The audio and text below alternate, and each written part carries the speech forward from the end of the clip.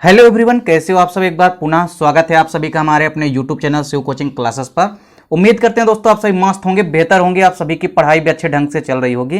जैसा कि आप लोगों को पता है कि हमारा क्लास 12 बायोलॉजी एनसीईआरटी चैप्टर 5 जो कि वंशागति का आणविक आधार हमारा चैप्टर है वो चल रहा है, जिसमें इसके पहले भी हमने 2 वीडियो आपको प्रोवाइड करा दिया। यदि अभी तक आप नहीं देखें तो आप प्ले लिस्ट में जा करके देख सकते हैं। और साथ ही साथ हमने चैप्टर 5 के इंपॉर्टेंट क्वेश्चन और वस्तुनिष्ठ जो भी क्वेश्चन आंसर है उनकी वीडियो भी आपको प्रोवाइड करा दी है। अभी आप नहीं देखें तो उसको प्लेलिस्ट में जाकर के देख सकते हैं।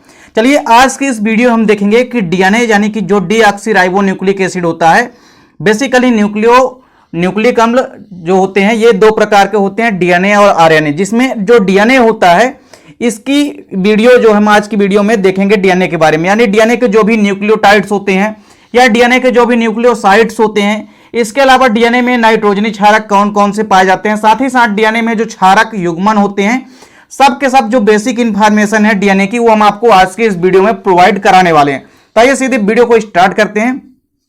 देखिए सबसे पहले यदि हम बात करते हैं डीएनए की तो इसका पूरा नाम होता है डीऑक्सीराइबोन्यूक्लिक एसिड। तो सबसे पहले तो आपको डीएनए का फुल फॉर्म पता होना चाहिए, क्योंकि अक्सर पेपर में आपके पूछा जाता है।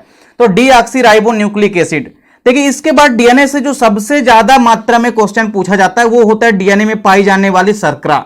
तो जैसा कि नाम में ही है कि डीऑक्सीराइबोन्यूक्लिक एसिड, तो डीएनए में कौन सी शर्करा पाई जाती है, डीऑक्सीराइबोज शर्करा पाई जाती है। तो डीएनए में आपको याद रखना है डीऑक्सीराइबोज शर्करा पाई जाती है। चलिए अब यदि हम बात करते हैं डीएनए की, तो डीएनए जो होता है डीऑक्सीराइबोन्यूक्लियोटाइड्स के पॉलीमर या बहुलक होते हैं। अर्थात हम ये कह सकते हैं कि बहुत सारे न्यूक्लियोटाइड्स आपस में मिलकर के डीएनए की संरचना का निर्माण करते हैं। बेसिकली जो डीएनए होता है ये पॉलीन्यूक्लियोटाइड्स या हम कह सकते हैं न्यूक्लियोटाइड्स के पॉलीमर या बहुलक होते हैं, क्योंकि छोटे छोटे कई सारे न्यूक्लियोटाइड्स के मिलने से ही तो डीएनए का निर्माण होता है। बेसिकली जो डीएनए होता है ये मनुष्य में मुख्य रूप से जीवों के केंद्रक के अंदर या इनके गुणसूत्रों पर तथा कुछ कोशिकाओं में जैसे माइटोकॉन्ड्रिया हुआ, क्लोरोप्लास्ट में भी डीएनए जो होता है वह पाया जाता है। बेसिकली यह जीवों में आनुवांशिक पदार्थ के रूप में कार्य करता है तथा आनुवांशिक सूचनाओं को पीढ़ी दर पीढ़ी पहुंचाने में भी यह मदद करता है। मतलब जो डीएनए होता है बेसिकली जो भी न्यूक्लिक अम्ल है, तो डीएनए जो होता है अधिकतर यदि हम बात करें जैसे कि कुछ प्लांट वायरस होते हैं, प्लांट वायरसों में यदि हम अधिकतर बात करें तो उसमें आरएनए होता है। अधिकतर जीवों में यदि हम बात करते हैं तो उसमें क्या पाया जाता है, डीएनए जो है न्यूक्लिक अम्ल के रूप में पाया जाता है। तो पीढ़ी दर पीढ़ी जो सूचनाओं का एक दूसरे से स्थानांतरण है, या हम यह कह सकते हैं कि संतानों में जो स्थानांतरण होता है जनकों से, वो भी एक तरह से डीएनए के माध्यम से होता है, यानी डीएनए की उसमें भी अहम भूमिका होती है। देखिए डीएनए की यदि हम रासायनिक संगठन की बात करते हैं, केमिकल कंपोजिशन ऑफ डीएनए की यदि हम बात करते हैं, तो डीएनए के रासायनिक संगठन में आपको कई सारी चीजें देखने को मिलती है। देखिए बेसिकली जो न्यूक्लियोटाइड्स होता है, क्योंकि न्यूक्लियोटाइड्स ही तो किसी भी डीएनए के पॉलीमर या बहुलक होते हैं। मतलब डीएनए जो होता है ये पॉली या हम ये कह सकते हैं कि न्यूक्लियोटाइड्स के ही तो बहुलक होते हैं। मतलब न्यूक्लियोटाइड्स ही डीएनए की क्या होती है, इकाई होती है, हम ये कह सकते हैं। देखिए अब चूंकि जो डीएनए होता है वह न्यूक्लियोटाइड से मिलकर बना होता है। न्यूक्लियोटाइड्स बेसिकली कई सारी चीजों से मिलकर के बना होता है। देखिए लेकिन इसके पहले सबसे पहले यहां पे दिया गया डीएनए की न्यूक्लियोसाइड्स। न्यूक्लियोसाइड्स की यदि हम बात करते हैं तो देखिए न्यूक्लियोसाइड्स में आपको 2 चीजें ध्यान में रखनी है। यदि किसी भी हम बात करते हैं डीएनए के, किसकी, डीएनए के यदि हम बात करते हैं न्यूक्लियोसाइड्स की, तो न्यूक्लियोसाइड्स में आपको 4 प्रकार के न्यूक्लियोसाइड्स मिलेंगे। क्योंकि डीएनए के अंदर 4 प्रकार के नाइट्रोजनी क्षारक पाए जाते हैं, जिसमें एक होता है एडेनिन जिसको हम ए से प्रदर्शित करते हैं, दूसरा होता है ग्वानिन जिसको हम जी से प्रदर्शित करते हैं, तीसरा होता है साइटोसिन जिसको हम सी से रिप्रेजेंट करते हैं, और चौथा होता है थायमीन जिसको कि हम टी से रिप्रेजेंट करते हैं। तो देखिए 4 प्रकार के नाइट्रोजनी क्षारक पाए जाते हैं किसके अंदर, डीएनए के अंदर। तो डीएनए के अंदर जो चारों प्रकार के नाइट्रोजनी क्षारक पाए जाएंगे, यानी जो भी नाइट्रोजनी बेस पाए जाते हैं, चूंकि डीएनए के अंदर 4 प्रकार के नाइट्रोजनी क्षारक पाए जाते हैं, इसलिए 4 ही प्रकार के टोटल क्या बनते हैं, न्यूक्लियोसाइड्स बनते हैं।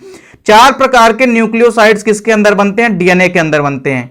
तो 4 प्रकार के न्यूक्लियोसाइड्स जो है किसके अंदर बनते हैं, न्यूक्लियोसाइड्स बनते हैं डीएनए के अंदर। तो डीएनए के अंदर चूंकि 4 प्रकार के न्यूक्लियोसाइड्स बनेंगे। अब देखिए किसी भी न्यूक्लियोसाइड्स में आपको ध्यान देना है कि 2 चीजें होती है न्यूक्लियोसाइड्स में। एक तो होती है शर्करा, सबसे मोस्ट इंपोर्टेंट चीज है क्या, शर्करा। तो शर्करा होती है पहली चीज, और दूसरी चीज क्या होती है वो आपको देखना है। तो दूसरी चीज होती है यहां पे नाइट्रोजनी क्षारक। क्या होता है? नाइट्रोजनी क्षारक। तो हर एक न्यूक्लियोसाइड में क्या होगा? एक तो नाइट्रोजनी क्षारक होगा, तो एक तो नाइट्रोजनी क्षारक हो गया, और इसके अलावा क्या होता है? शर्करा होती है। तो यदि डीएनए का हम पढ़ रहे हैं जब न्यूक्लियोसाइड्स, तो डीएनए के न्यूक्लियोसाइड्स में भी शर्करा होगी, लेकिन डीएनए की शर्करा होगी।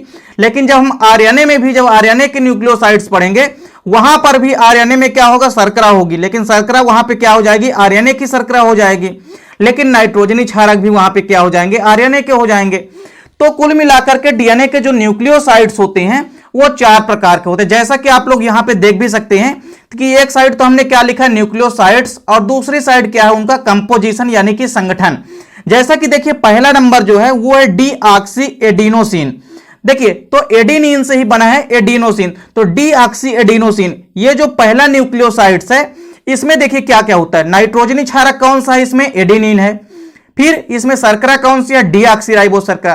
क्योंकि यहां पे देखिए न्यूक्लियोसाइड सभी के सभी किसके हैं? डीएनए के हैं, इसलिए शर्करा सब में सेम है। शर्करा तो सभी में डीएनए की ही रहेगी, मतलब डीऑक्सीराइबोस शर्करा ही सब में रहेगी। लेकिन जो एडेनिन, ग्वानिन, साइटोसिन और थायमिन होता है, चूंकि ये इनका जो संगठन है, इसमें हमने आपको क्या कहा कि हर एक न्यूक्लियोसाइड्स में 2 चीजें होती है, एक तो नाइट्रोजनी क्षारक और दूसरा डीएनए का शर्करा। तो यहां पे एक सब में आप देख सकते हैं, जैसे दूसरा क्या है? Deoxy guanosine. तो डीऑक्सी गुआनोसिन में ग्वानिन यहां पे क्या है? नाइट्रोजनी क्षारक है, और डीऑक्सीराइबोस शर्करा तो उपस्थित ही रहेगी। उसी प्रकार डीऑक्सीसाइटिडीन बना है, इसमें साइटोसिन होता है नाइट्रोजनी क्षारक, और डीऑक्सीराइबोस शर्करा होती है।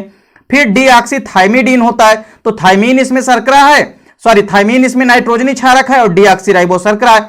तो इस प्रकार जो डीएनए के न्यूक्लियोसाइड्स होते हैं, तो न्यूक्लियोसाइड्स में 2 चीजें होती है, आपको याद रखना है, एक तो नाइट्रोजनी क्षारक और दूसरे होते हैं शर्करा। तो डीएनए के यदि न्यूक्लियोसाइड्स है तो उसमें क्या होंगे? डीएनए के नाइट्रोजनी क्षारक होंगे। हर एक न्यूक्लियोसाइड्स में एक नाइट्रोजनी क्षारक होगा और एक शर्करा होगी। तो ये तो रही बात किसकी? डीएनए के न्यूक्लियोसाइड्स की। अब यदि हम बात करते हैं डीएनए के न्यूक्लियोटाइड्स के, क्योंकि न्यूक्लियोटाइड से डीएनए के पॉलीमर या बहुलक होते हैं। देखिए बेसिकली यदि हम बात करते हैं न्यूक्लियोटाइड्स की, न्यूक्लियोटाइड्स का जैसे ही नाम आता है तो यहां पे आपको ध्यान में रखना है कि न्यूक्लियोटाइड्स में संगठन में 3 चीजें आ जाती है। एक्स्ट्रा यहां पे क्या जुड़ जाता है? खाली आपको यहां पे देखने को मिलेगा कि फास्फोरिक अम्ल जो होता है यह जुड़ जाता है।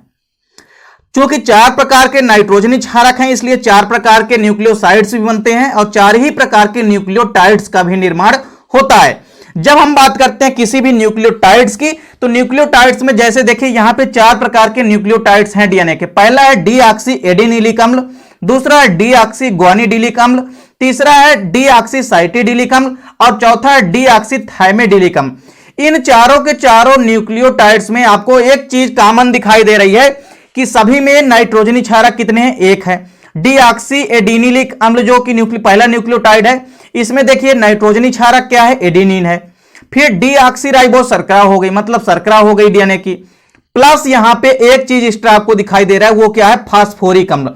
फास्फोरिक अम्ल का फार्मूला होता है H3PO4। तो देखिए एडिनिन यहां पे नाइट्रोजनी क्षारक हो गया, डीऑक्सीराइबोस शर्करा यहां पे डीएनए की शर्करा हो गई, और एक चीज और क्या जुड़ जाएगी? सब में फास्फोरिक अम्ल जुड़ जाता है। और एक चीज मैं आप लोगों को बता दूं कि डीएनए जो अम्लीय प्रकृति होती है डीएनए की, वो किसके कारण होती है? तो वो H3PO4 यानी कि फास्फोरिक अम्ल की उपस्थिति के कारण ही डीएनए अम्लीय होता है। यह चीज आपको याद रखना है। दूसरा यहां पे डीऑक्सी ग्वानिडिलिक एसिड जो होता है, ये दूसरा प्रकार का जो न्यूक्लियोटाइड्स है। इस न्यूक्लियोटाइड्स में देखिए नाइट्रोजनी क्षारक क्या है? ग्वानिन है। शर्करा तो सेम रहेगी डीऑक्सीराइबोस शर्करा प्लस H3PO4, मतलब सब में शर्करा और सब में जो नाइट्रोजनी क्षारक हैं एक एक हैं। एक एक नाइट्रोजनी क्षारक सब न्यूक्लियोटाइड्स में रहेगा और डीएनए की शर्करा सब में रहेगी, और इसके अलावा फास्फोरिक अम्ल जो है सभी प्रकार के न्यूक्लियोटाइड्स में पाया जाएगा। तो डीएनए में आप लोगों ने क्या देखा कि 4 प्रकार के चूंकि नाइट्रोजनी क्षारक होते हैं, इसलिए 4 ही प्रकार के न्यूक्लियोटाइड्स बनते हैं और 4 ही प्रकार के न्यूक्लियोसाइड्स बनते हैं, और यही आपस में न्यूक्लियोटाइड्स मिलकर के डीएनए की श्रृंखला का निर्माण करते हैं। अब डीएनए में उपस्थित नाइट्रोजनी क्षारकों की यदि हम बात करते हैं, तो किसी भी नाइट्रोजनी क्षारक यानी कि नाइट्रोजनी बेस की यदि हम बात करते हैं, तो डीएनए में बेसिकली जो पाए जाने वाले नाइट्रोजनी क्षारक होते हैं 2 प्रकार से हम इनको बांटते हैं। तो पहला होता है प्यूरिन। देखिए प्यूरिन के अंतर्गत जो है एक चीज आपको याद रखनी है कि इनके अणु 2 कार्बन वलय युक्त होते हैं। इनमें जो अणु होते हैं कार्बन के वो 2 वलय युक्त होते हैं और ये 2 प्रकार के होते हैं। प्यूरिन जो है वो 2 प्रकार का होता है, एडिनिन होता है एक और दूसरा होता है ग्वानिन। ये चीज आपको ध्यान में रखनी है। वहीं यदि हम पिरिमिडीन की बात करते हैं तो पिरिमिडीन जो होता है यह डीएनए का निर्माण करने वाला पिरिमिडीन जो है 2 प्रकार का होता है। 2 प्रकार के पिरिमिडीन होते हैं, साइटोसिन और दूसरा होता है थायमिन। यानी टोटल यदि हम नाइट्रोजनी क्षारक की बात करें तो एडिनिन, ग्वानिन, साइटोसिन और थायमिन 4 प्रकार के नाइट्रोजनी क्षारक डीएनए के अंदर पाए जाते हैं। एक चीज और आपको यहां पे ध्यान में रखना है कि चारों आपस में नाइट्रोजनी क्षारक जब मिलते हैं तो उनको क्षारक युग्मन कहेंगे, क्योंकि क्षारक का आपस में मिलना क्षारक युग्मन कहलाएगा, यानी बेस पेयरिंग कहलाएगा।